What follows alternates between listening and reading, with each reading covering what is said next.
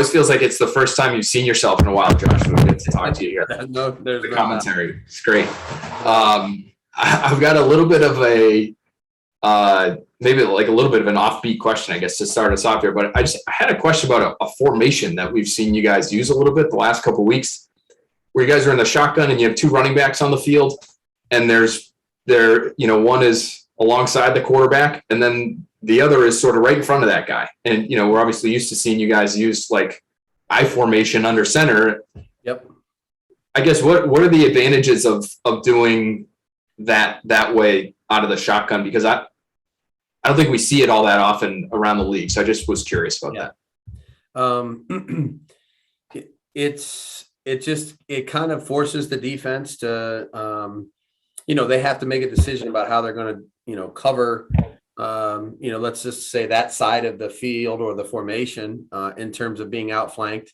We can run it or throw it from those types of formations, which is beneficial. I think a lot of teams are so tuned into either, both backs in the eye or both backs on either side of the quarterback. Sometimes if you just give them a little bit of a different look, they have to communicate a little differently. If they're playing zone defense, potentially with both backs on the same side, you're talking about a 3-man surface, even though there's only one receiver over there. So what starts as a single receiver side could quickly become 3 receivers, in a heartbeat, depending on how you choose to employ them. So it's just something we've played around with we've actually played around with it for the last couple of years. But we used it a little bit on Sunday. I feel very confident about our backs. I think they're productive players when they're in the game, and they can give us yards, whether that's handing them the ball, throwing it to them. They certainly all are willing blockers in protection. So having 2 guys in there, is never something that I'm uncomfortable doing because I feel like it just gives us another opportunity to put good players on the field and rest some other guys. And so that formation obviously is something that we've kind of tinkered around with, and we're going to try to continue to tinker around with some things like that. Is there a name for it? What should we be calling it when we see that? There's definitely we have names for the formations. I don't think I could share that secret with you, but you make up a name. I don't care. Call it whatever you want.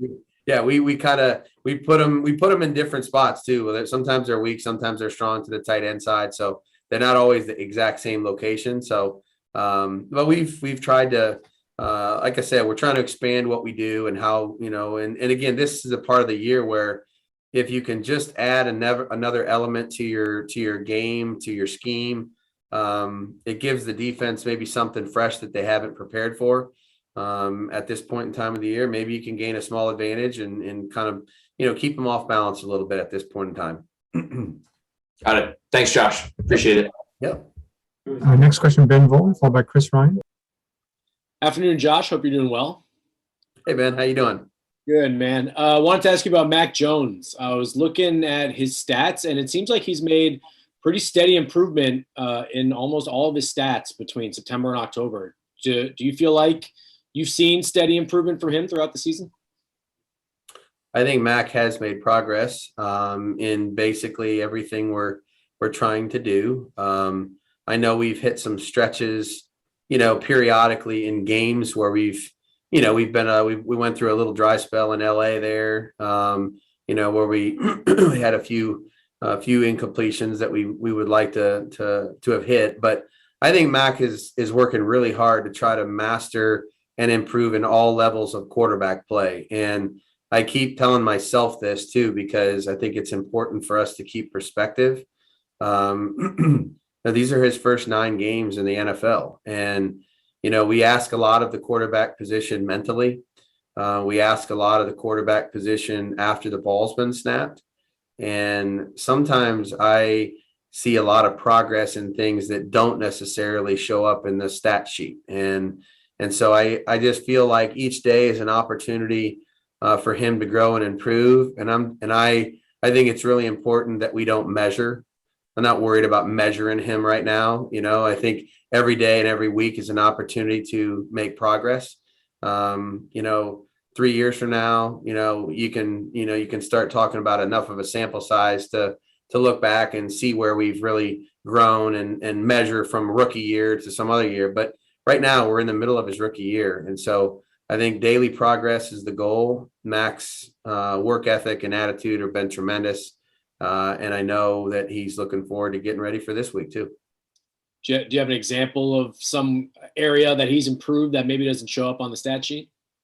I just think overall seeing things and identifying, the front variations that you see a lot of in the National Football League, coverage disguise, little tips and indicators from the secondary that every team tries to hide at times. I think that, if the game can slow down for you a little bit, pre-snap, post-snap, based on some things that you're learning and some things that you're able to utilize, I think that's always a huge benefit to you as you go forward. So, like I said, we put a lot on the quarterback and he's never shied away from that. He's always loved the burden that we put on the QB, even though he is young and learning. So, like I said, there's a lot of areas that I could pinpoint. We'd be here all day, but he's making progress for sure. Good stuff. Thanks, Josh. Yes, sir, Ben. Next question, Chris Ryan, followed by Yofi Chan. Hey, Josh, how are you? Good, Chris. How are you doing? Good. You mentioned that there's some, lulls in the game for Mac or even perhaps the offense as a whole where, just things aren't clicking. And obviously that's not unique to Mac being a rookie and it happens for everyone. But, for him, where do you see the need for improvement in regard to consistency throughout the course of a game? Is there anything specific that you notice in those moments where it doesn't seem like he's as locked in on one play as compared to another? I wouldn't say it's one thing or another. I think Mac, our whole entire offense, and it starts with me. It's my responsibility. It's just, we've had flashes and stretches where we've been very productive and consistent with our play. And then we've had some other stretches in games where maybe we didn't do the right things or we weren't able to produce as much as we would like to help our team win. So I think we're striving for that in practice. I think to me, what we've been talking about is the big picture. Let's try to go out there and have a really good Wednesday, really sharp, really crisp, follow that up with a Thursday that's the same way, then do it again on Friday. I think our confidence and our ability to be consistent throughout the course of the game is going to be related to what we did on the practice field Wednesday through Friday. And when I look at the stretches we've had where we didn't necessarily produce as much as we wanted to, like the first quarter in Carolina, we had uncharacteristic penalties. We haven't had a lot of pre-snap penalties all year. And all of a sudden we kind of had a few there. And so, we have to be mentally ready to go. We have to be focused on our assignments. We got to do a good job of communicating with each other, start every play with all 11 guys connected to one another so that we're working, off the same mic call, the front, whatever it might be, and then try to go out there and do our job as well as we can do it while we're playing fast and aggressive. But there's not one thing. Mac has a lot of responsibilities on every play. So does every other player on our offense. And it takes 11 guys doing the right thing in order to produce a good play on offense. So our consistency has improved some, but we got to work towards a higher level of consistency for 4 quarters in the game. How much has the run game allowed for this offense to perhaps move to that next level? You mentioned the confidence you have in your rusher, and it seems like that's been a big theme for you the last couple of weeks, even having a couple big runs called back in San Diego on the penalty side. But how important is that dynamic to helping Mac and helping the offense? I think balance in general is really important for every offense. And for us, when you're able to turn and hand the ball off to one of our backs, and make first downs without having to go to third down every single series of downs, I think that's a huge help. I know if you ask every lineman, in the National Football League, if they'd rather, double team and run block or, sit there and pass protect 50 times, I think most of them are going to say they'd rather go forward, and be run blocked. And so I think it adds an element of toughness and physicality to your group. I think it gives us an opportunity to really be aggressive and go downhill, take some stress and pressure off of all the variety of coverages and blitzes you might see in the passing game. But, ultimately our production is going to be all tied together. You can't just do one thing and be good in this league. And And certainly we have room to grow in the running game. We have room to grow in pass protection and have room to grow in the passing game in general. So we're at our best when we can do a lot of things, and we do them at a decent level. Certainly that's what we're striving for. Next question, Yofi Chen, followed by Mike Reese. Morning, Josh. I want to Morning. ask you about the fourth and short situations. Obviously, you had the two opportunities Sunday, and you went for it once. You made it. So, do you feel the progress of your offense has made throughout the season so far allows you to be more aggressive in those kind of short yardage situations? I think our group has, overall, I'd say on third down has really grown and improved, made progress. Maybe particularly in those shorter distances that you're referring to. And our goal every week is to practice and prepare so that we can either, if it's third and short, fourth and short, whenever coach tells us that he's going to go for it on fourth down, that we're ready to go and we know what we're going to do. And then we have confidence in how we're going to do it. So I think our guys are, eager to have an opportunity when those situations come up. We got one of them on Sunday. We came through and converted it. And I've always told our players, when he gives us chances on fourth down, we have the burden of now coming through for the entire team, to give him confidence to continue to do that. So when coach makes those decisions, we got to be ready to go. I think our guys have been up to the challenge most of the time. And if we're needed again to do that, then hopefully we can come through this weekend. So, do you feel like such decisions on going for it or not going for it will have any impact on the confidence level of your offense one way or another? I think guys always get excited when we get a chance to, go for it on fourth down and we get it. I think that's always a big play. I think our team, responds to that because, look, if you're going to go for it on fourth down, it's a possession down. It obviously affects everybody. So the defense is over there on the sideline. They know they got to go out and play if we don't get it, and we're trying to maintain possession of the ball. So it definitely adds an element of enthusiasm and confidence to your group when you have a chance to do it and you convert. And we'll be ready to try to do that again if we're needed to. Thanks, Josh. Yeah. Two final questions, Mike Reese and Mike Giardi. Which Mike wants to go first? The one I'm staring at. There he is. All right, let's do it. I'll take it. Have you talked about the Browns defense yet? I have not. Okay. So I want to get your thoughts on what they do to challenge you. And I also want to, and you might have touched on this, I was bouncing around a little bit from room to room. I wanted to also ask you about your overall philosophy in developing a young quarterback. And I sort of heard in the, a little bit, but so Yep. Those are my two. No problem. I'll start with Mac. I think it's important that you take each week and each day as an opportunity to grow the player. Each defense we play is different in the entire league, all season long. So there's going to be things we're preparing for this week that we didn't prepare for the rest of the season.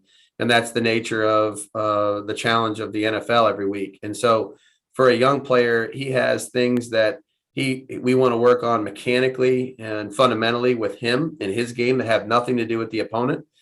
He knows what some of those are. We have areas of the game plan against the Cleveland Browns this week that he's going to need to do a really good job of understanding and diagnosing as the game goes on. Another area to develop and grow. I think overall, his ability to navigate the situations as they change during the course of the game. There's an ebb and a flow of that. There's an awareness that, continues to improve and get and grow as we go through the season. 1st and 10 in the first quarter is not the same as 3rd and goal at the 4, and so just his overall understanding of how different each situation is important. But I think I said it earlier on this call, you try hard not to measure, measure, what are we comparing it to, because he's a rookie in his 9th or 10th game of his first season. So, to me, I'm just looking at, did we make progress in this area from last week? And did we make progress in this area that we addressed? We want to try to do better in the game. And we're talking about everything, cadence, stance, drops, pocket movement, eye level, reading the defense, progressions, patience. When is it time to be aggressive? When is it not? Is throwing mechanics, not to mention, understanding where's Denzel Ward, where's Myles Garrett, where's this guy, where's that, so there's a million things that obviously we work on, but I think we're just trying to chop wood little by little in every area, and help him prepare for the game while trying to keep I'd say a big picture focus on this season. And his daily and weekly improvement is really the way I kind of approach that. With the Browns, this is a really talented group. You obviously, they're ranked highly in a lot of categories. They play the run well, they play the pass well, they rush the quarterback well. It starts obviously up front, with Garrett and Clowney and Malik Jackson and McKinley. These guys, this is as good of a pass rush group as you're going to play, and they can be really super disruptive. If you relax and take a play and don't give them the attention that they deserve, they can really create negative plays and or turn the ball over. So it's going to start with them and trying to, limit their production on Sunday, which is hard to do.